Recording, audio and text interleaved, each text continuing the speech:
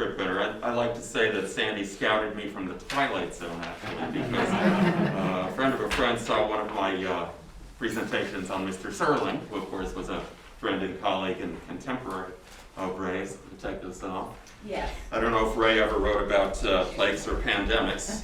Certainly plagues and pandemics of ignorance he knew well, and would have had a thing or two to say about the last few years. You know, I feel bad about covering that, and this seems to be an easel of sorts, so let's just do that.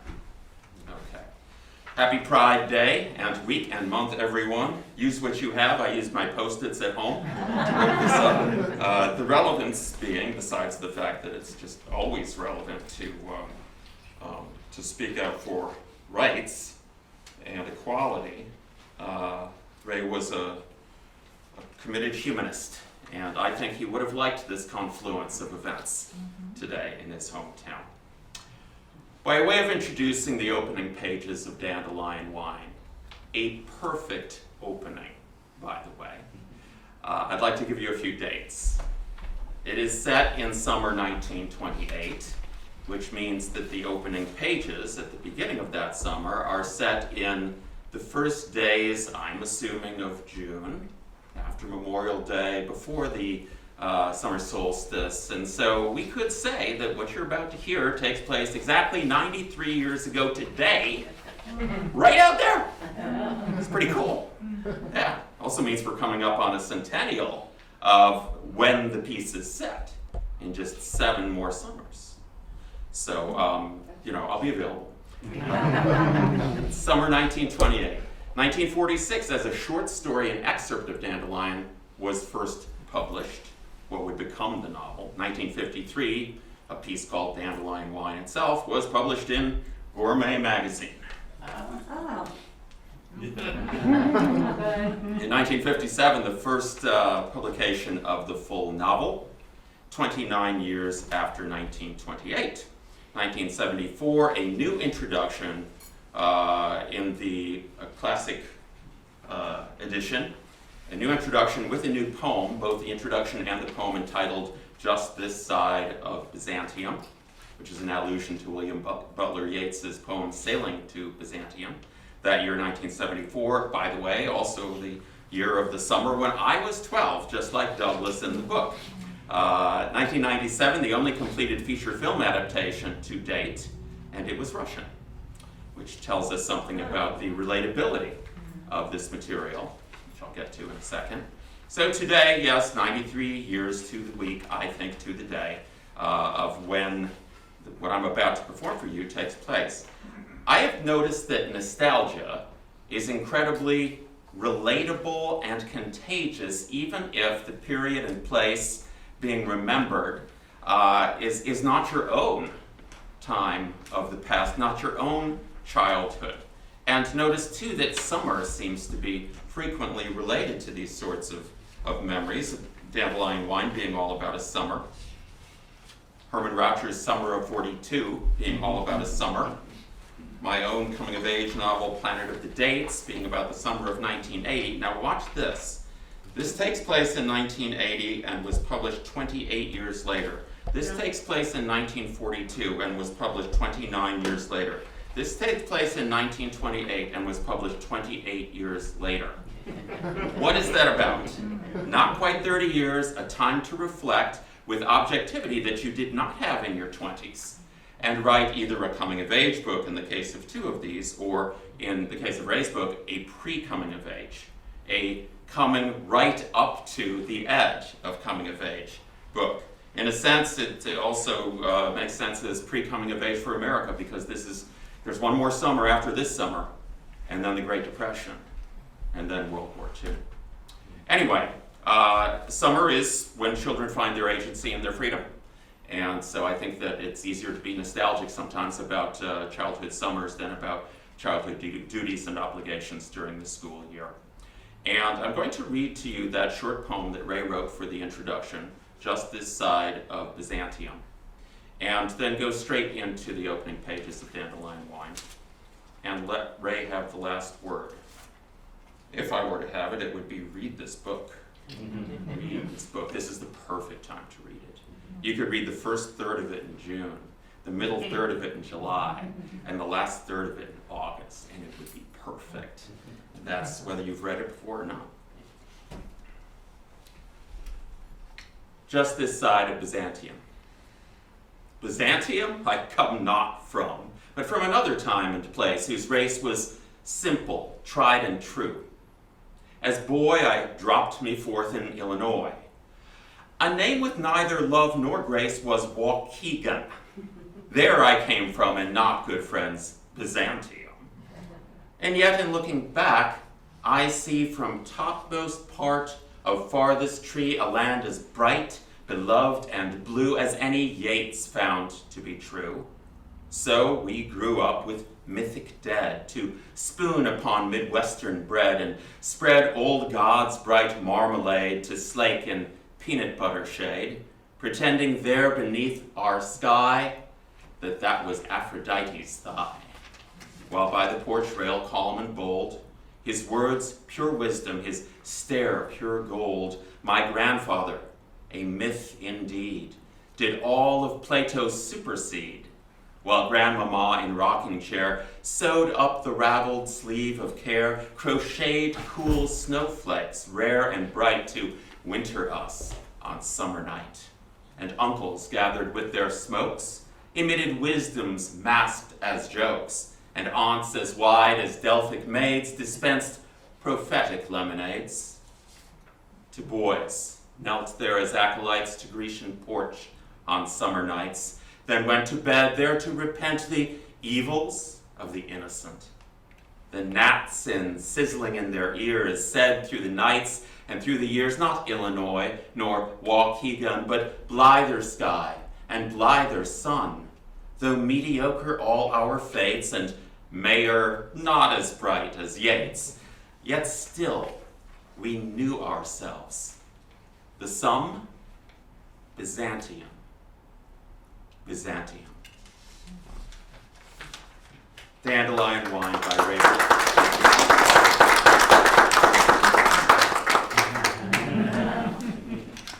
Dandelion Wine by Bradbury.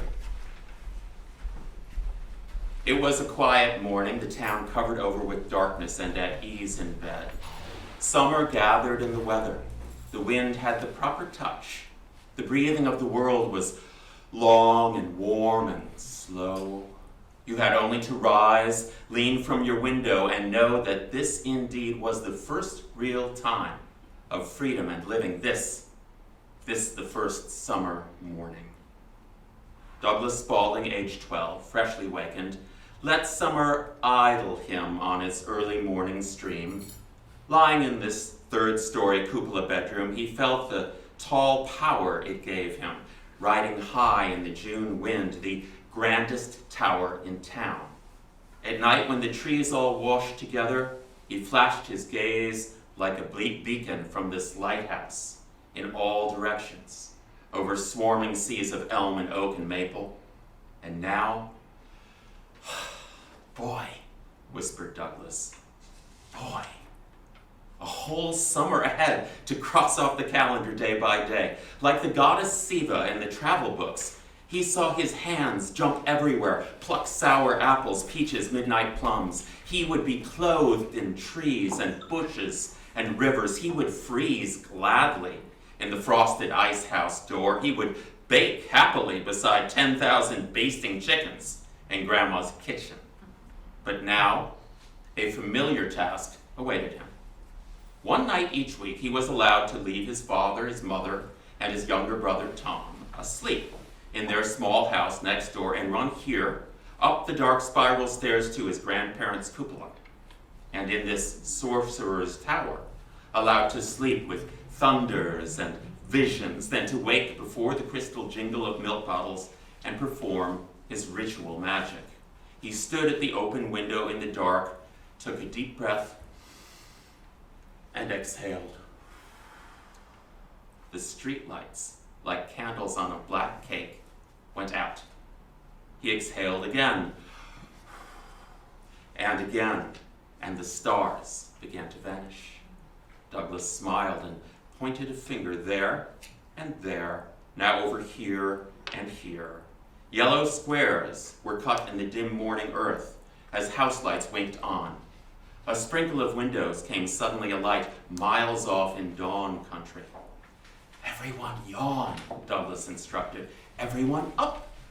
The great house stirred below him. "Grandpa, get your teeth out from the water glass." He waited a decent interval. Grandpa, fry up some hotcakes." The warm scent of fried batter rose in the drafty halls to stir the boarders, the aunts, the uncles, the visiting cousins in their rooms. "Street where all the old people live, wake up. Miss Helen Loomis, Colonel Freely, Miss Bentley, cough, get up, take your pills, move around. Mr. Jonas, hitch up your horse, get your junk wagon out and around." The bleak mansions across the town ravine opened baleful dragon eyes. Soon in the morning avenues below, 2 old women would glide their electric green machine, waving at all the dogs. "Mr. Tridden, run to the car barn." And soon scattering hot blue sparks above it, the town trolley would sail the rivering brick streets. "Ready, John Huff? Ready, Charlie Woodman?" whispered Douglas to the street of children. "Ready? For baseballs sponged deep into wet lawns and rope swings hung empty in trees. Mom, Dad, wake up." Clock alarms tinkled faintly. The courthouse clock boomed. Birds leapt from trees like a net thrown by his hand, singing. Douglas, conducting an orchestra, pointed to the eastern sky, and the sun began to rise. He folded his arms then, and nodded, and smiled a magician's smile. "Yes, sir," he thought. "Everyone jumps, everyone runs when I yell. It'll be a fine season." He gave the town a last snap of his fingers.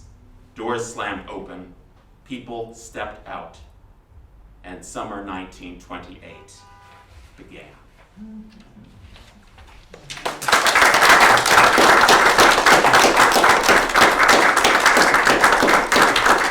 Thanks very much. Thank you, Paul. My pleasure. I don't know about you, but I'm sitting here thinking, I wish so-and-so were here, I wish so-and-so were here, I wish so-and-so were here. Some of the so-and-sos have passed away, but some of them haven't. And I know they would have loved this, and we're going to have to do this again. Paul? Thank you. I look forward to it. All right. Let's bring you back. Yeah. Thank you. So- Thanks a lot. Thank you so much, Paul. And now, without further ado, I'd like to introduce Pat O'Keefe, who is with our committee. He's a retired English literature teacher and editor in educational publishing, English language arts and literature. And he will interview and have a conversation with Matt Ventimiglia.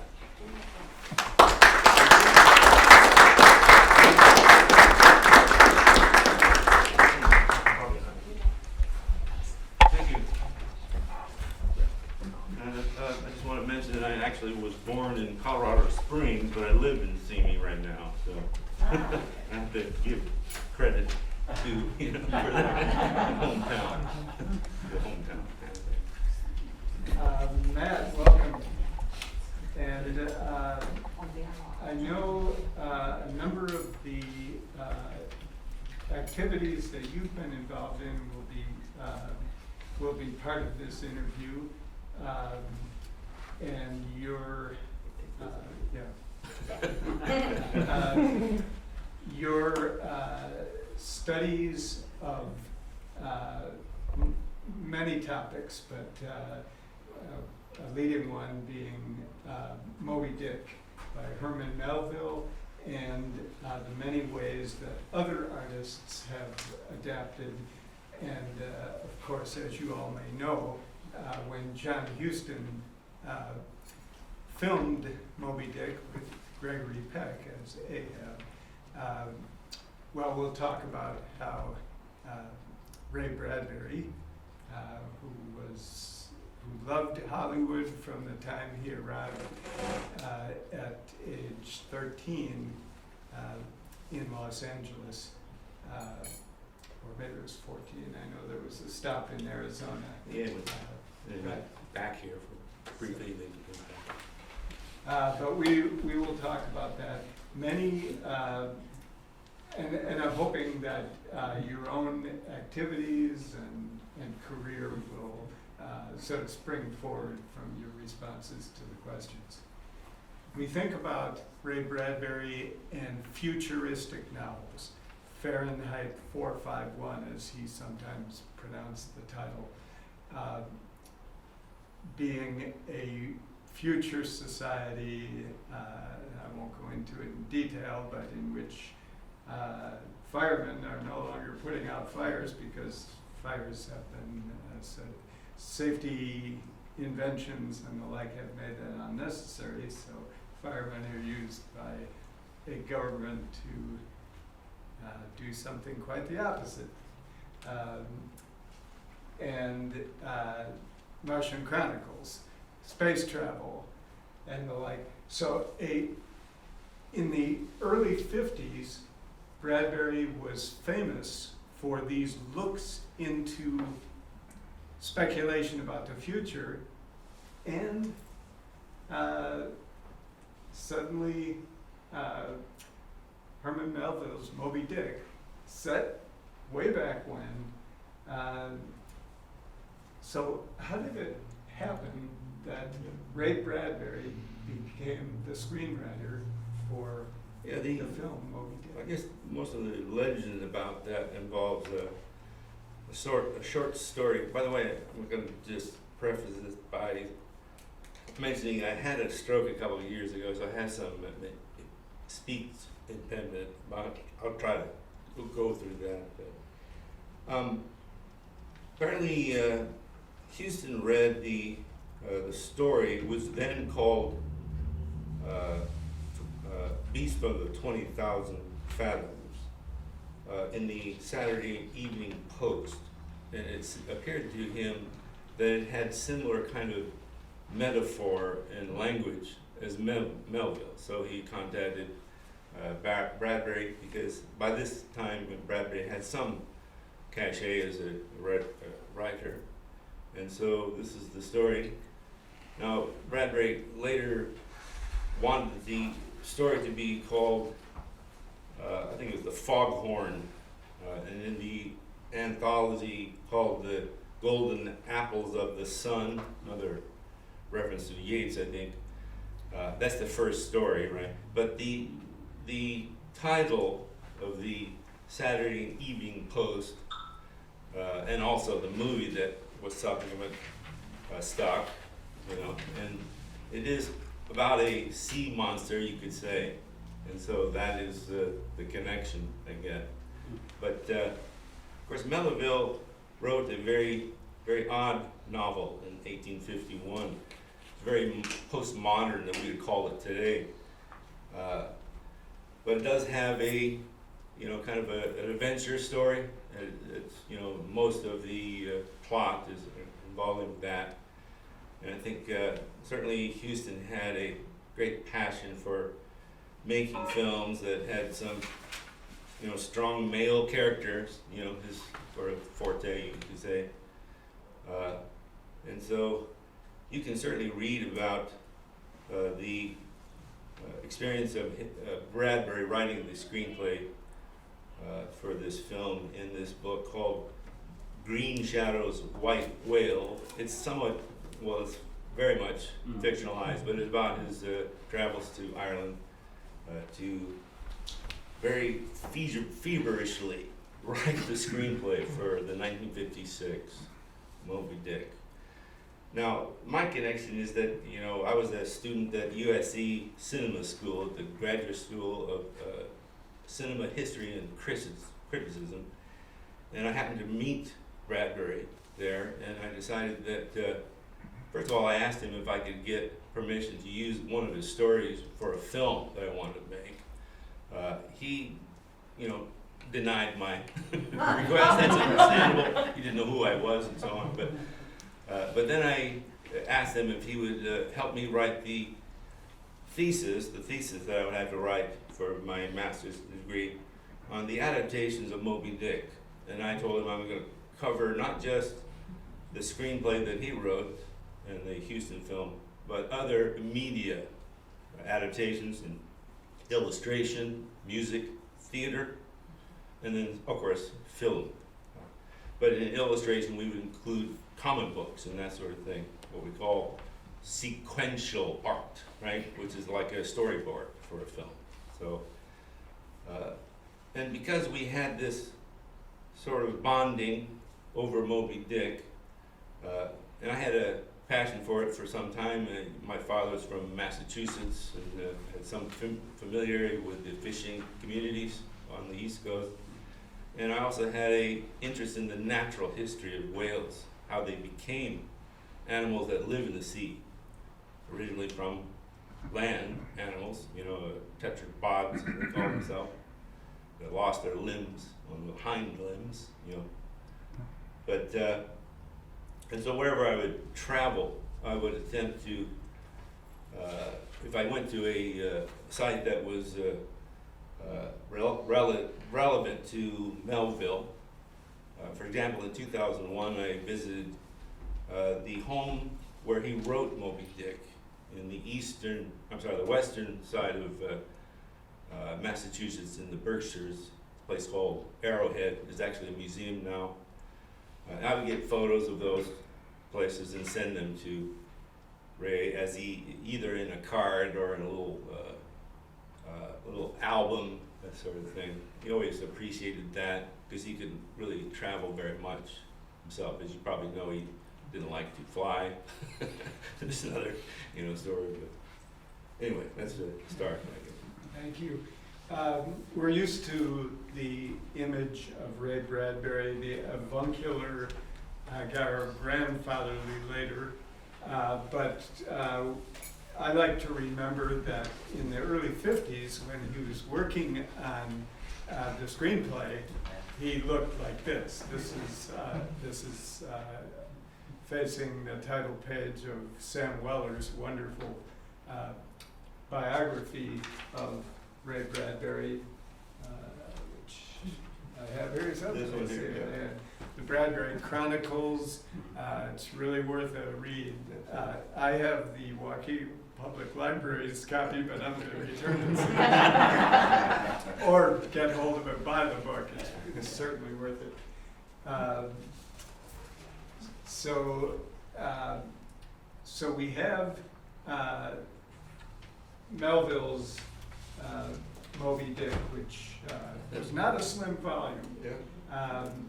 Could you comment or? Just look at this edition here. I have many editions that are illustrated, of course, right? Many quite rare now and so on. And I have many annotated editions, right? As you say, it is some of a ponderous book, but the chapters are rather short, but there's 135, including a 136, which is an epilogue, right? So it is you can read it in small installments, right? It's not that difficult. There's actually an annual reading. It's done now at the New Bedford Whaling Museum in Massachusetts. And many celebrities are asked to read their chapter. It's quite charming. You can find it online now. You can look at the older versions of it. Some are naturalists like David Attenborough, reads one of the more kind of cetological, I guess that's the word, chapter. So it's a wonderful experience. I've never done that myself. I'm going to have to do it at some point. Just travel over to Bedford and hear people read it. That sounds great. I also totally recommend the film. I saw it.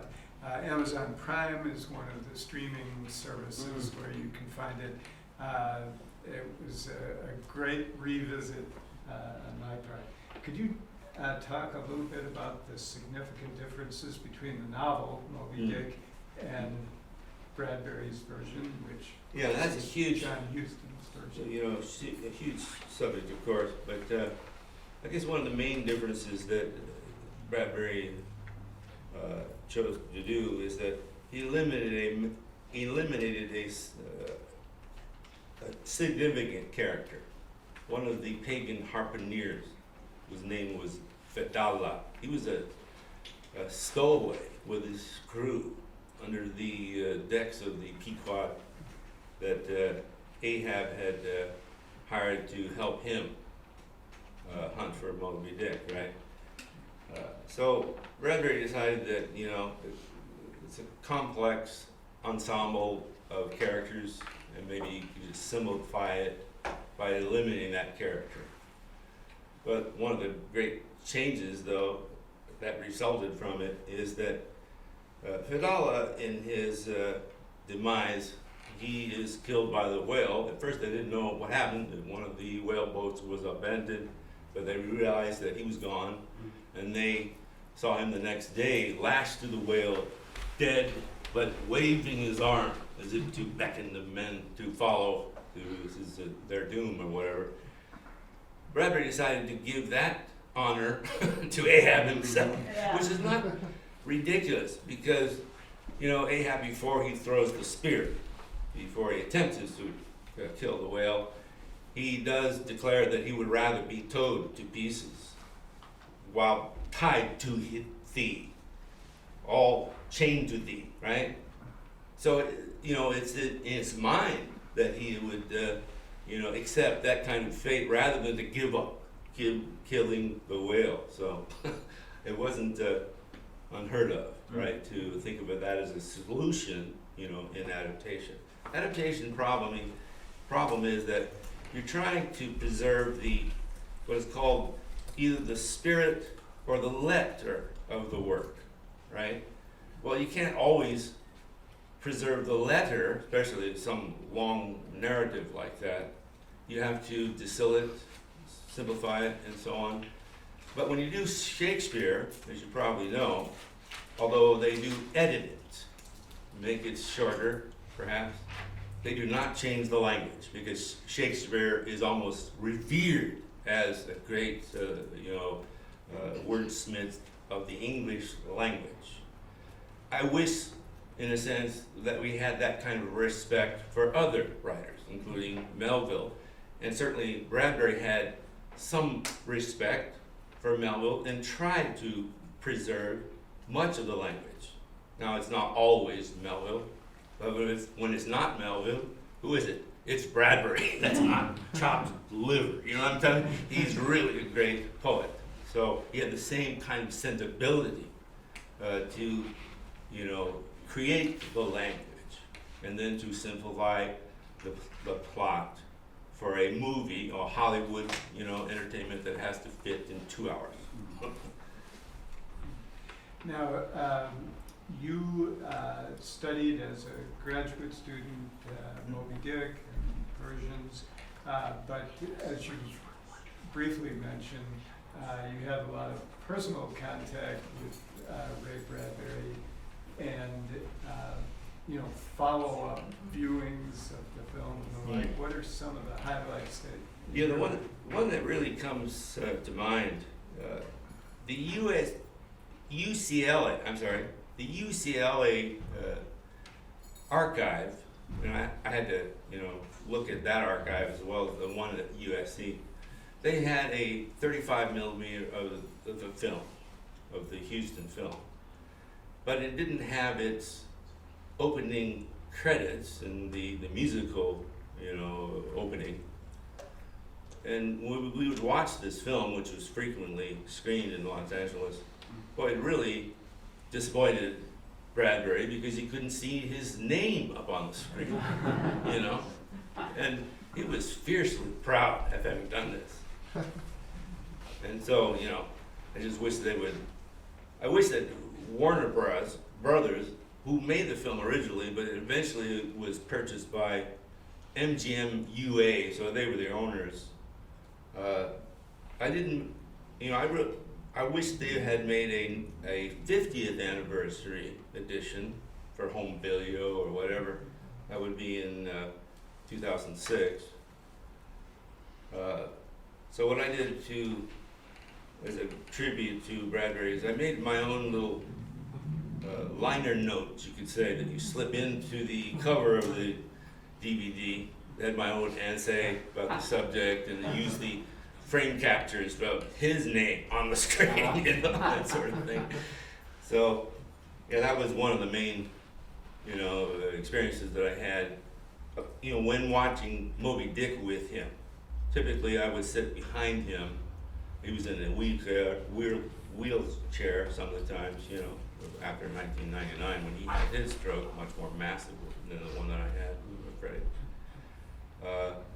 We would also see films by his friend Ray Harryhausen, you know, the celebrated special effects wizard who made the stop motion animation films and so on. And of course we would sometimes chat after on, and we'd get autographs, you know, on our copies of the films and that sort of thing, so it's very charming. Speaking of autographs, you have donated to the museum, but it's out being framed. Could you mention the Yeah. half-size poster? They have a half sheet, is what they call it, of the Houston Moby Dick. You can see that it has the credits for Ray Bradbury, but you know, of course, this is kind of a scandal. Bradbury wanted to have single part credit for the screenplay, both on the film and on the posters and so on. But whenever you would get his autograph on that kind of artifact, you know, people memorabilia, he would sometimes, or maybe all the time, he would scratch out John Huston's name where it said screenplay by Bradbury and Huston, and then underline Bradbury. so he's very. But what happened was, I think it was the Writers Guild had agreed originally that Bradbury should get single credit, and but Huston used his influence to say that, you know, hey, I made this film, and he made some changes, I'm sure, you know, that they always do this. He somehow made that reversal of the decision happen, and so then he got his name with Bradbury, but it was second, though. That seems to be appropriate. Thank you. You have traveled the world. You're a great enthusiast for eclipses, but also places like the sites of shipwrecks and the like, and that prompts me to ask about how the novel Moby Dick came to exist. Yes. Yeah, this is a really epic story because when Melville was a whaler, very briefly in his early career, he happened to be in the South Pacific and had a gam, as they call it, with another ship, and met the son of Owen Chase, who was the first mate of the whale ship Essex, which was a Nantucket whale ship that actually was stove and sunk by a sperm whale that was enraged because they were hunting probably other whales in its pod, you know. And that became the inspiration for the end of the story. If you want to read about that, though, it's in a wonderful book. You can read the primary sources, of course, but there's a wonderful book called In the Heart of the Sea by Nathaniel Philbrick, who is the Nantucket historian. Absolutely beautiful book. They made a movie of it, not as well as the book. I mean, it's not even close to the true history. But that was the inspiration. Melville wanted to write something that was actually very scientific and realistic in every way, but at the same time metaphorical and somewhat mystical, you know.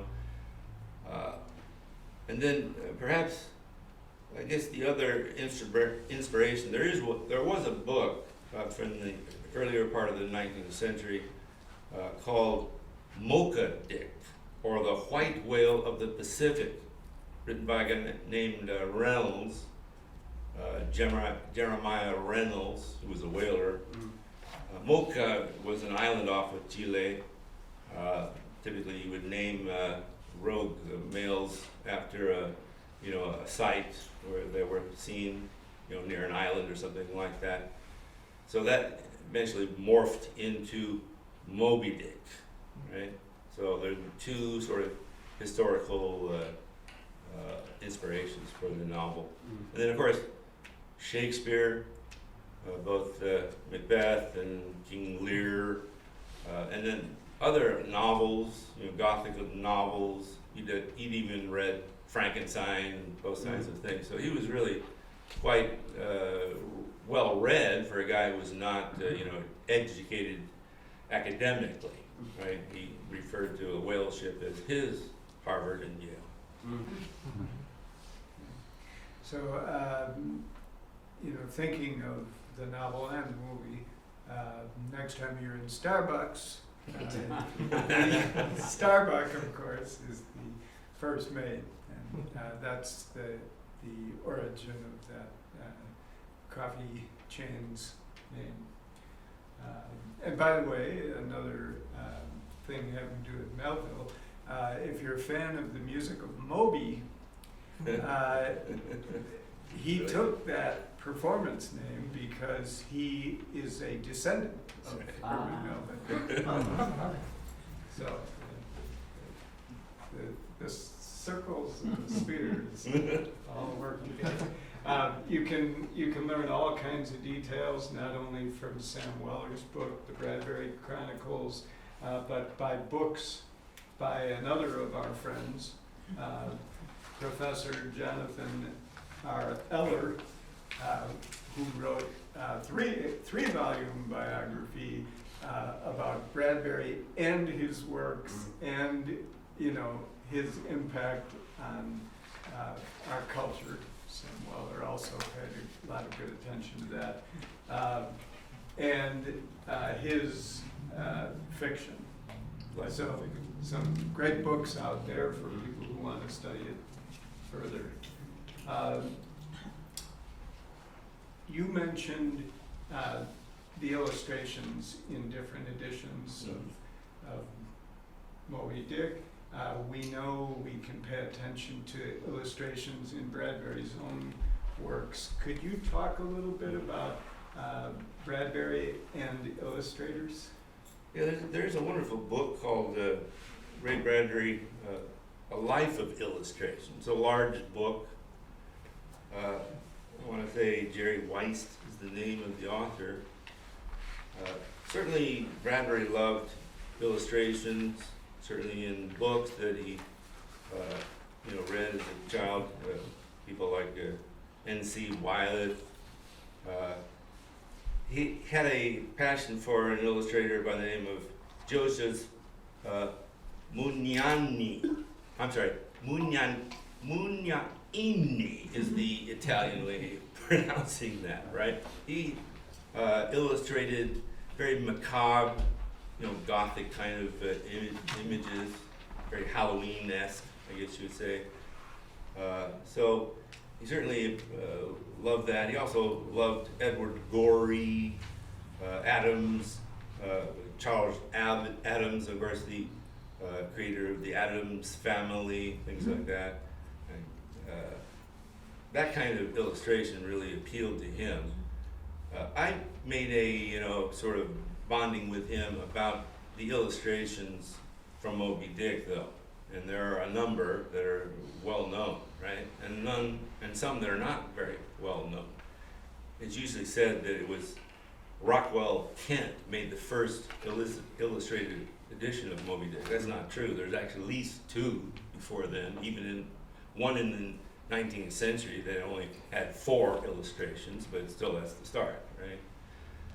But then there's some in the 40s and the 50s that had color illustrations finally. There's Mead Schaefer, who studied with Norman Rockwell, in art school. He did like 10 color images in one edition of Moby Dick, really fine ones. My favorite, though, is from a German immigrant to the United States. His name was Anton Otto Fischer, who did some Moby Dick paintings. And I was showing one earlier today, the original painting of Ahab during the quarter deck scene in the novel, just sold for $35,000. So, it's amazing though that illustration and fine art, they have their own sort of realms and own appreciations. Usually illustration is looked down upon, right, as being lesser or something like that, just as film, especially, theatrical film adaptations of classic novels are looked down upon by some people in academia, certainly that would not have been Bradbury's thinking. He was very proud of making the Moby Dick film with John Huston. So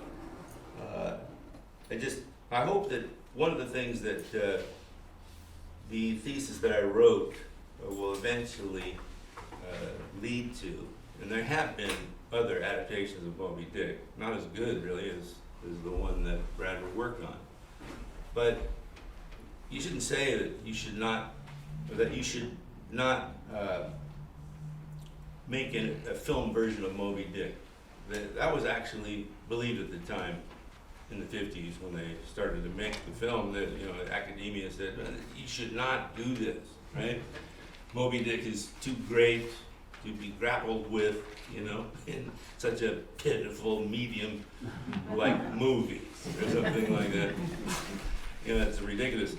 As a student of film at that time, I wanted to make one myself, somewhere between Jaws and Polanski's Macbeth or something like that, that preserves the language of the novel, right? But also to make it very thrilling but horrifying, what you would make of Moby Dick, And I met a director that had intrigued to do this. I think he was getting old for that, though. Sam Peckinpah, as you may know, he was such of a macho kind of guy, right? But he's getting older by this time. He made a lot of westerns and action films, you could say. But he was very intrigued about making a new adaptation of Moby Dick, and I told him, well, you could even play Ahab. You look at yourself, you're ready to do it right now. That never happened. So for Bradbury, his work on Moby Dick led to other later works. Yes, he was so obsessed with that story that it really followed him for the rest of his life, right? I guess the most famous one is the science fiction version, which is called Leviathan 99, which went through many manifestations. Originally it was a play and a radio play where actually, who was the British horror actor who played? Christopher Lee was asked to play Ahab, and read some of the lines and that sort of thing. And then he made it into, Bradbury made it into an opera. I think it was produced up in Seattle at one point. I'm not sure. It didn't have a very long run, I don't think. But then eventually became a novel, right? And I think there may be one illustration. If you go to the, I have the Easton edition that has a wonderful frontispiece, on the front. It has a picture of two men with rocket packs flying up to the top of a rocket that is on, a stand ready to launch, and the rocket is made to look like a harpoon from Ahab's, 19th century kind of thing. I think you see it here. This is a volume that contains two of Bradbury's works. Somewhere a band is playing, and Leviathan 99. Yes. Also in the Waukegan Public Library. We'll be waiting.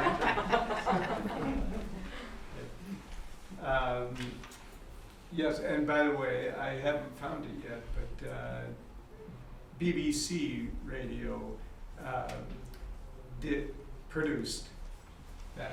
You mentioned Yeah, Christopher Lee. Yeah, he sent me a radio or audio recording on cassette tape, very gracious of him to Bradbury, send that to me. And he also sent me the script, which was his personal copy, and said, make a Xerox and send it back to me. Which I did, very doodly. And we've mentioned Green Shadow's White Whale, which is not a version of Moby Dick. It's a version of the making of the movie, and it's a novel based on the real relationship between Bradbury and John Huston. More than one commentator has suggested that it's a novel so that he didn't get sued. If you love, Irish culture too, it shows his appreciation for it, his recollections of the Irish. It was really cool. Well, we've both recommended things to our listeners. A number of different books, movies, and the like. Do you have any others that you might want to add for somebody who might want to?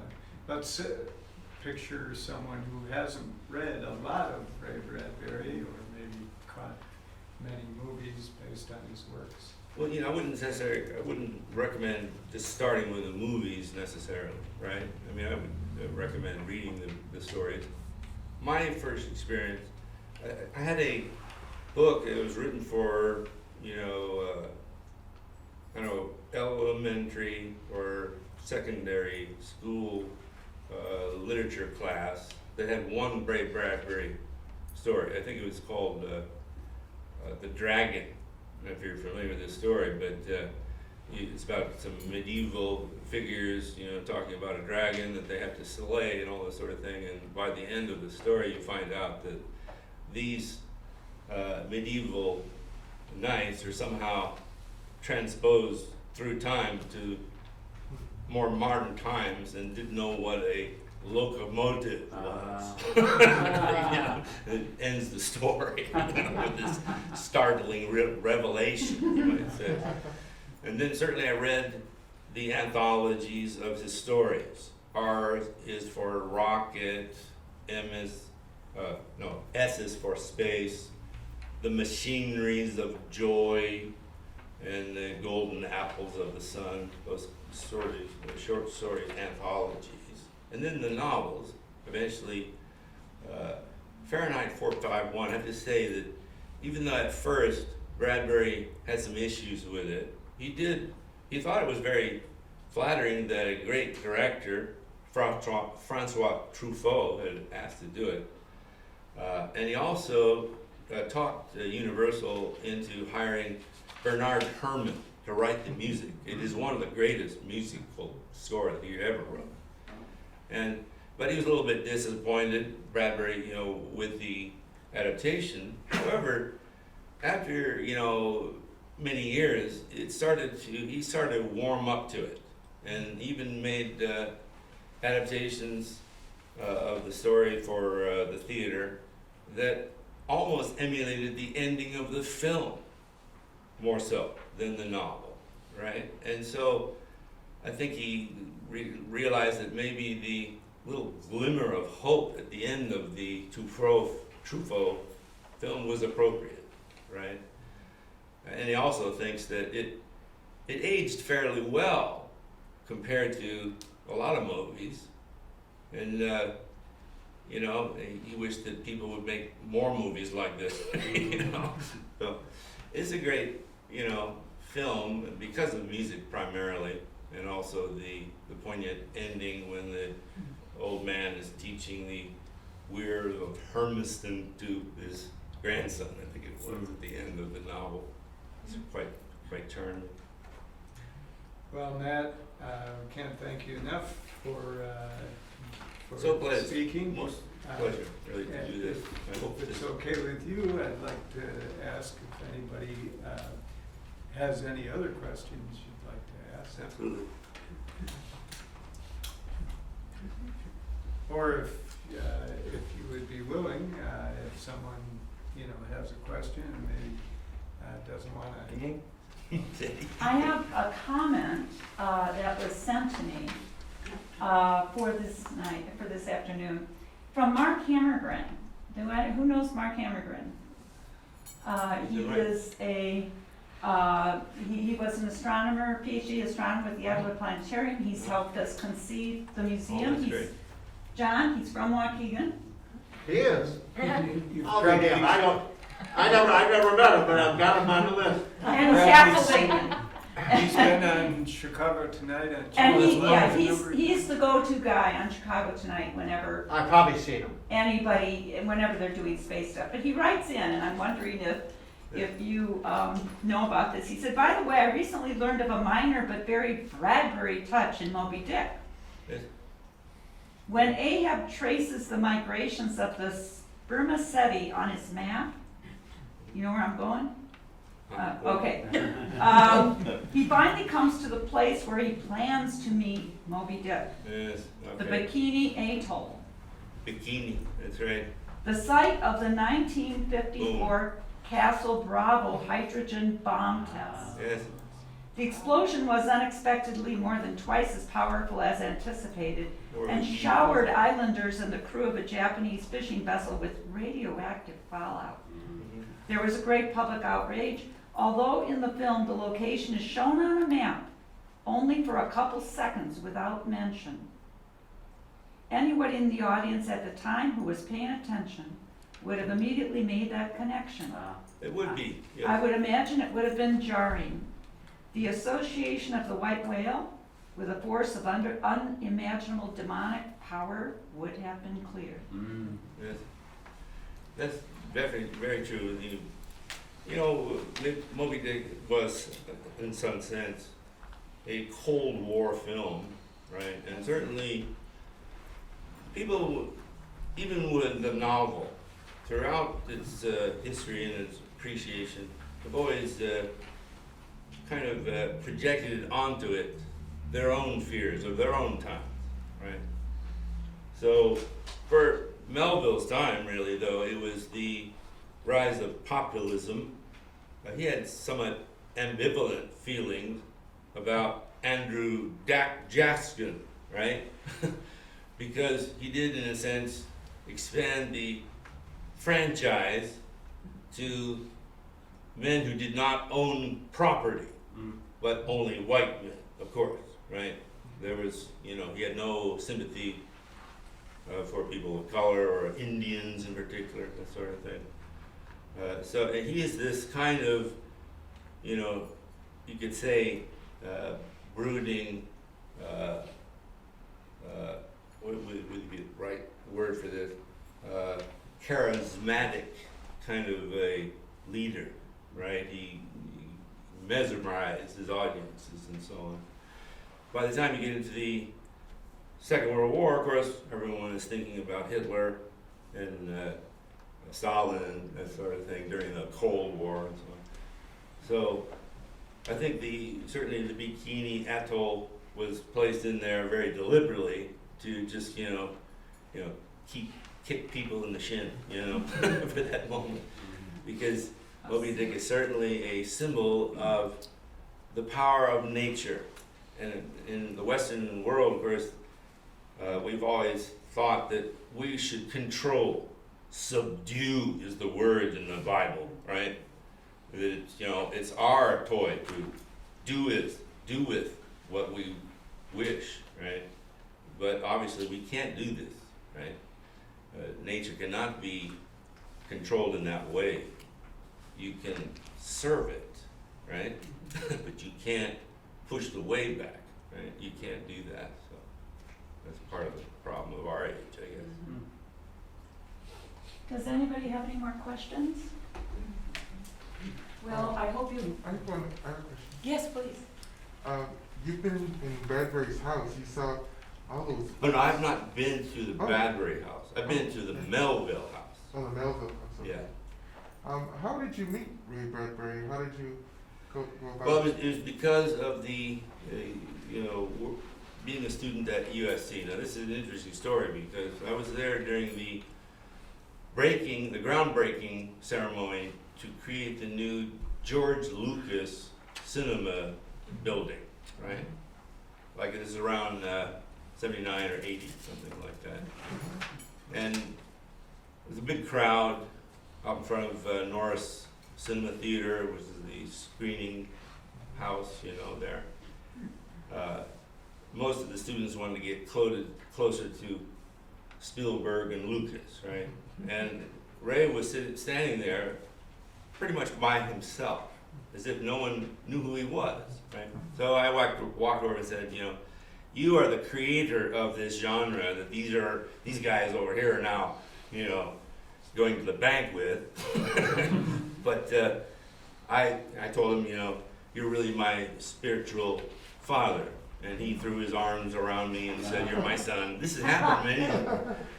Eller and Weller, both of them have similar stories, right? And I've met women as well that had similar stories. And there's the one, her name is Mary Williams, who published a large book of her Bradbury memorabilia, right? So she had a similarly long relationship with him about the same time.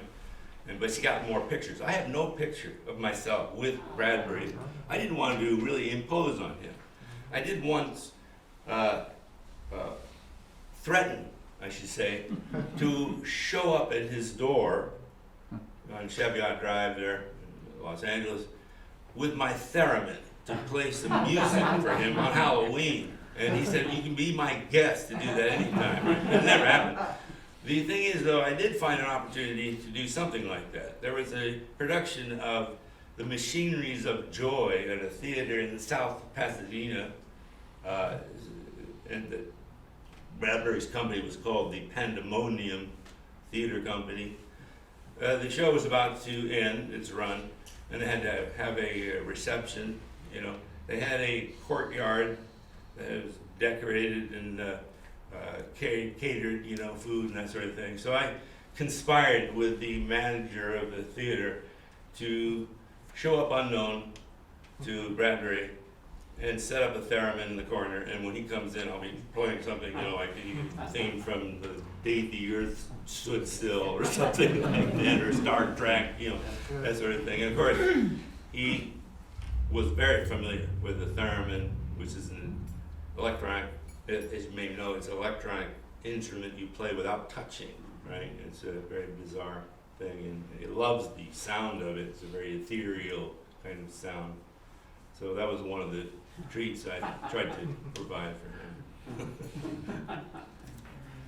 If you'd like to feel like you're visiting Ray Bradbury, now the house no longer is standing, but Sam Weller has a great accounting of, he was going to write an article for the Chicago Tribune magazine profiling Bradbury in his 80s, and so he went to visit, and he tells it very well in this book. I just have to say too, I have to join with Pat. This is the best of the biographies. Even though the three volume one is critical, an analysis of it, and also the cultural history, everything like that. But this is such a loving, you know, tribute to him because he lived with him the last years of his life. And beautiful book, great, beautiful book. Matt, you mentioned the Pandemonium Theater right here in Waukegan at Nightshade and Darks. The full name of Nightshade and Darks is Nightshade and Darks Pandemonium Brewing. Yes. So and- that's on your list. Yeah, that, you know, that's run by some ardent Bradbury fans. Yep. So, also, they make great beer. And drinks named Yes. and honored. Speaking of the house on Cheviot Drive, we have a brick from the house, and we have a piece of the yellow stucco from the house. That's great. And that was, house was torn down, and we like to tell the story that when Ray Bradbury died, that he died in 2012, and then the house was coming down in 2015, and where were they gonna put all of his archives and artifacts? Well, they went to Professor Eller at IUPUI because he established the Center for Ray Bradbury Studies.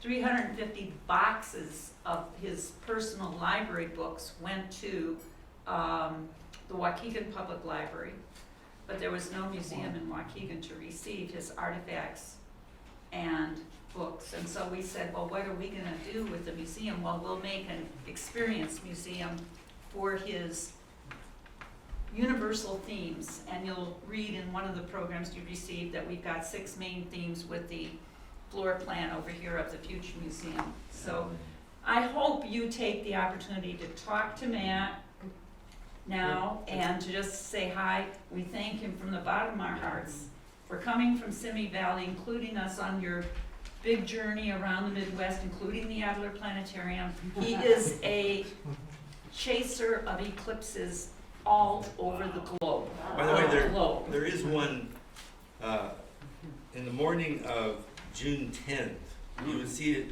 from here as a partial, not a very spectacular thing, but it would be at sunrise, right?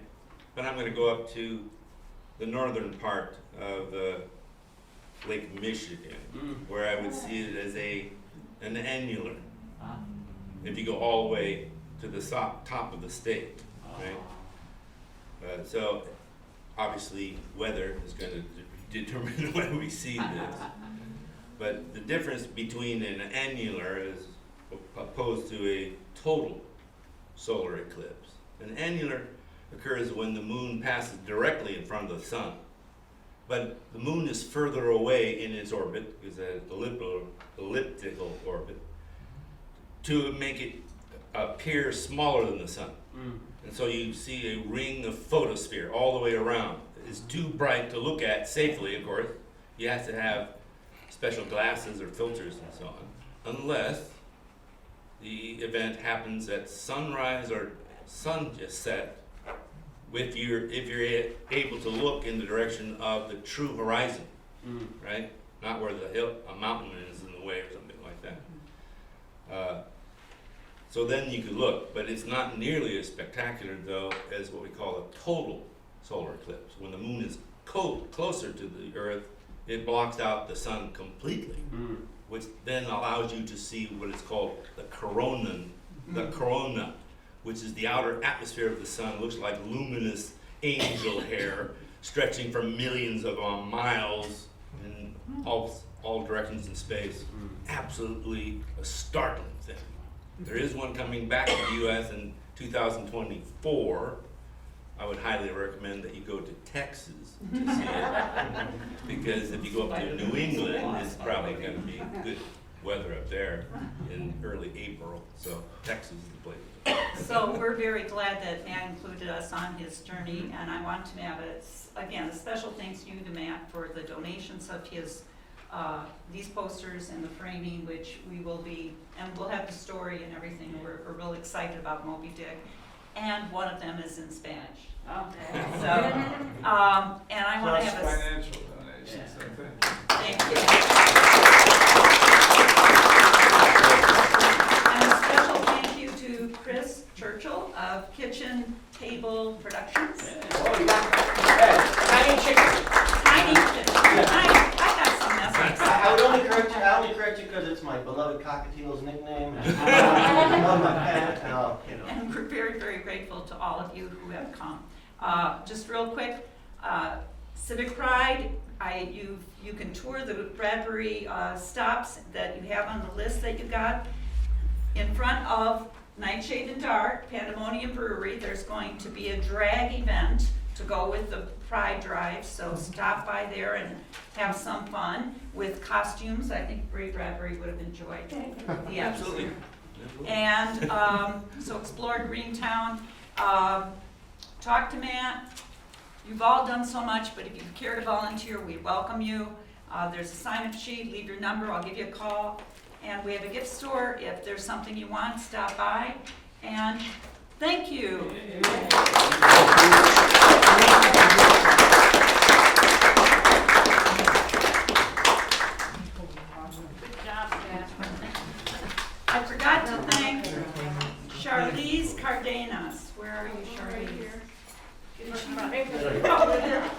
Charlize has been doing the video. She is a senior at Christopher Ray St. Martin College Prep, and she's been a fantastic volunteer, and she knows more than most of us. So, thank you very much. And, I also want to introduce Matt's niece, Erin, from Naperville, who's also been helping us a lot. Okay, have a nice afternoon and enjoy the atmosphere. So,